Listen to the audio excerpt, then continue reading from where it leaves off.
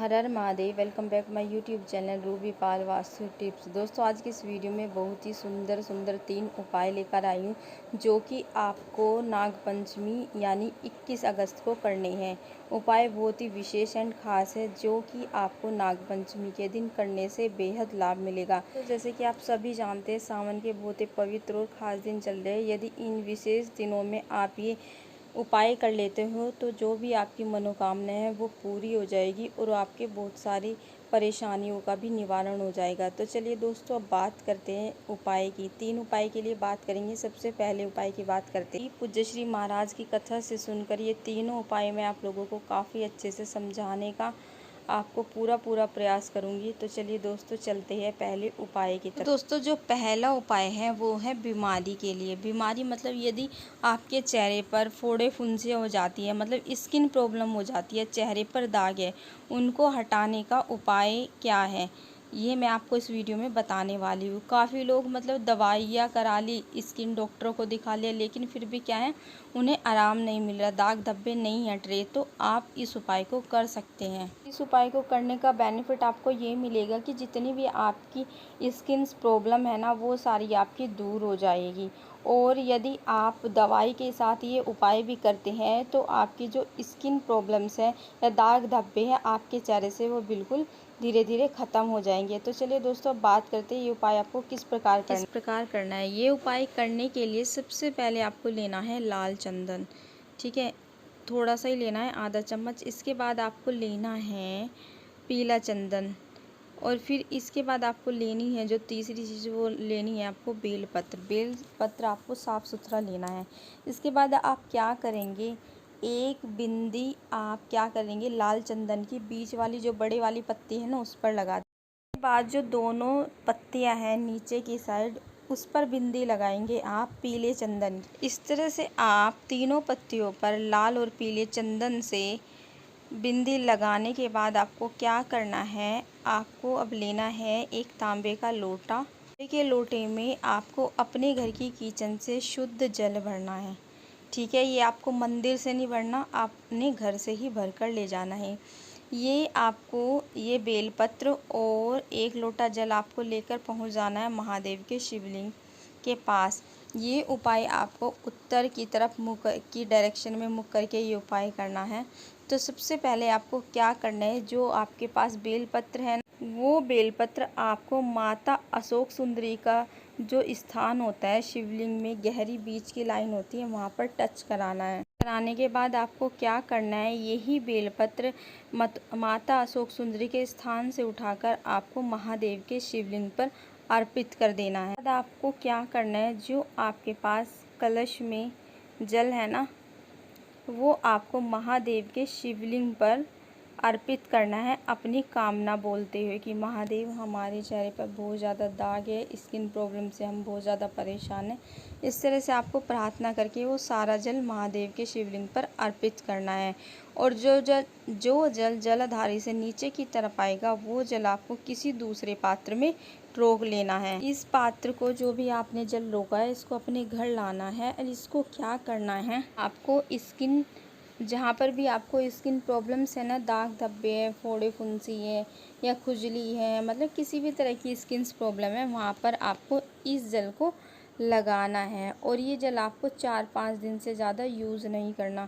आप इसको फ्रिज में भी प्रिजर्व करके रख सकते हैं। बाद आपको यदि ज़्यादा मतलब स्किन प्रॉब्लम है, किसी शुभ तिथि में फिर ये उपाय आप रिपीट कर सकते हैं। और इस तरह से फिर आप इस उपाय को अपने चेहरे पर अप्लाई कर सकते हैं, ये जो जल आप लेकर आए हो।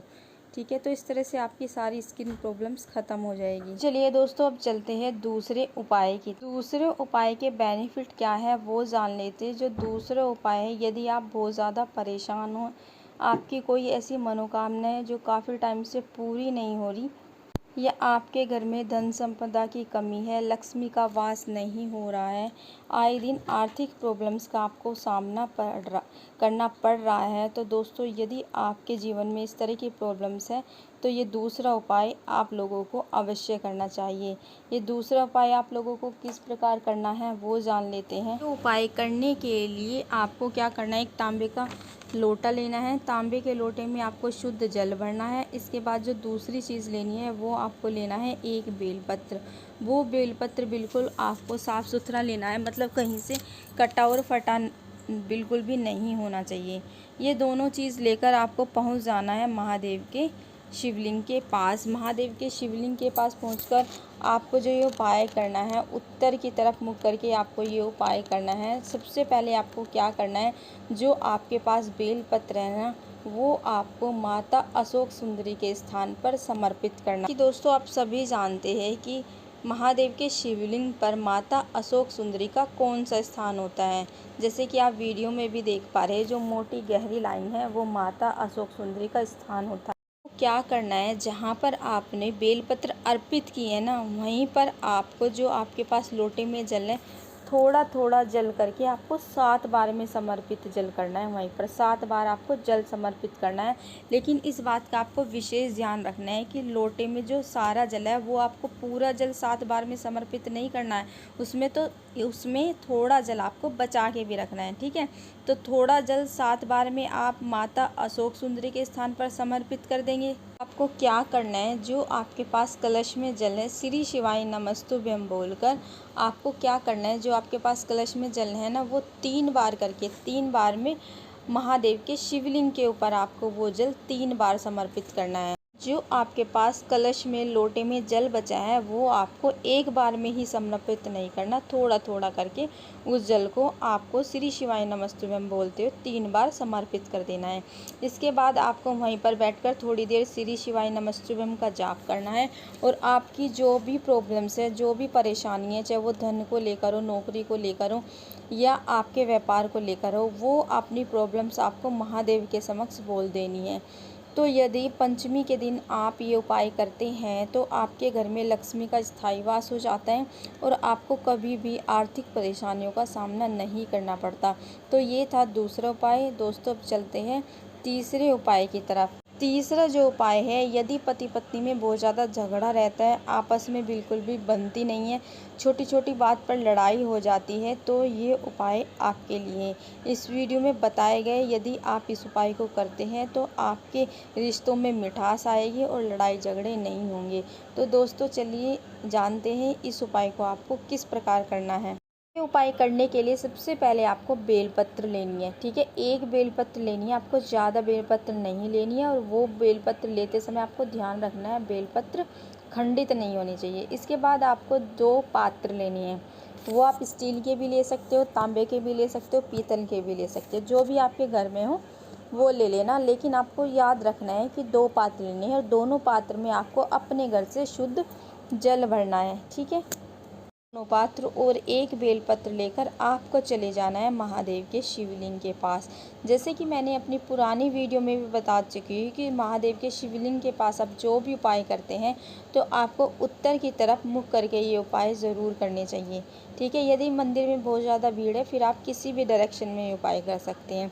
तो सबसे पहले जैसे कि आप सभी जानते हैं, इसके थंबनेल में भी लिखा हुआ है अशोक सुंदरी वाले उपाय। तो ये सारे उपाय क्या है, आपको अशोक सुंदरी के स्थान पे ही करने हैं। तो आपको सबसे पहले जो आपके पास ये बेलपत्र है ना, ये माता अशोक सुंदरी के स्थान पर आपको समर्पित कर देना है। बाद आपको क्या करना है, आपको दोनों लोटे दोनों हैंड में पकड़ना है। एक लोटा राइट हैंड में और दूसरा लोटा लेफ्ट हैंड में। और आपको जो जल की धारा सबसे पहले समर्पित करनी है वो माता अशोक सुंदरी के स्थान से दोनों जलधारा एक साथ समर्पित करनी है और वो धारा टूटनी नहीं चाहिए, ठीक है। अशोक सुंदरी से स्टार्ट कर दोनों धारा आपको महादेव के शिवलिंग तक ले जानी है, ठीक है। लेकिन धारा बीच में दोनों लोटों की टूटनी नहीं चाहिए, दोनों की धारा एक साथ महादेव के शिवलिंग पर पड़नी चाहिए। अशोक सुंदरी पर पहले धारा स्टार्ट करनी है और वो स्टार्ट करते करते आपको महादेव के शिवलिंग तक ले जानी है। तरह से धारा का ना एक बॉन्ड बन जाता है। तो यदि पंचमी के दिन आप ये उपाय करते हैं तो पति पत्नी के बीच भी इस तरह से स्ट्रॉन्ग बॉन्डिंग बन जाती है। उनके बीच कभी भी लड़ाई झगड़े नहीं होते, आपस में रिश्तों में मिठास होती है और दोनों प्रेम से रहते हैं। तो ये था लड़ाई झगड़े को ख़त्म करने का उपाय। तो दोस्तों आशा करती हूँ मेरे द्वारा बताए गए तीनों उपाय आप लोगों को काफ़ी अच्छे से समझ में आए होंगे। तो दोस्तों यदि आप चाहते हैं कि रेगुलर आप लोगों को इस तरह की नई नई उपाय की वीडियो मिलती रहे तो दोस्तों उसके लिए चैनल को सब्सक्राइब ज़रूर करिए। क्या पता आपके लिए कौन सा उपाय काम कराए। तो दोस्तों मिलते हैं आप लोगों से नेक्स्ट वीडियो में एक नई जानकारी के साथ, एक नए उपाय के साथ। महादेव करे सावन के महीने आपकी जो भी मनोकामना हो, जो भी इच्छा हो, वो आपकी सारी पूरी हो जाए। तो मिलते हैं नेक्स्ट वीडियो में, तब तक हर हर महादेव।